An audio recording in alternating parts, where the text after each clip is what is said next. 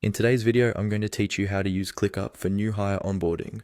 Whether you're new to ClickUp or looking to streamline your onboarding process, I've got you covered. We'll go through each step in detail to ensure you can easily replicate this process. First things first, open your web browser and navigate to ClickUp's website.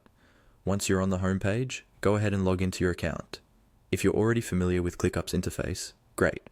If not, no worries, I'll walk you through each step as we go along. Once logged in, direct your attention to the Spaces section on the left-hand panel of the dashboard. This is where you can organize different areas of your work, similar to having various departments or projects within your organization.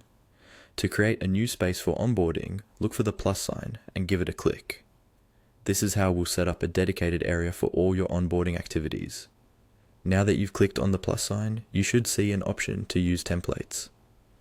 Templates are a fantastic way to quickly deploy predefined structures in ClickUp with just a few clicks, saving you time and effort in manually recreating each step of your process. So, go ahead and click on Use Templates.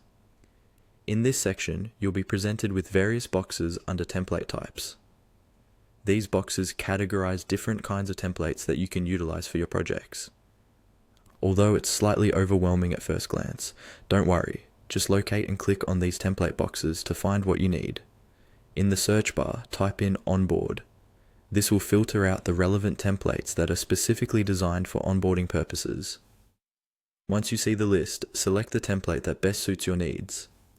The template you choose will serve as the backbone of your onboarding structure, so select one that aligns with your team's objectives. After selecting your preferred template, you'll see a button that says Use Template. Clicking this button will initiate the process of implementing the template into your ClickUp space. The system will prompt you to name the folder where all these onboarding tasks and documents will reside. Choose a folder name that makes sense for you and your team, something that encapsulates the essence of your onboarding process. Next, you'll need to select the location for this folder within your ClickUp space.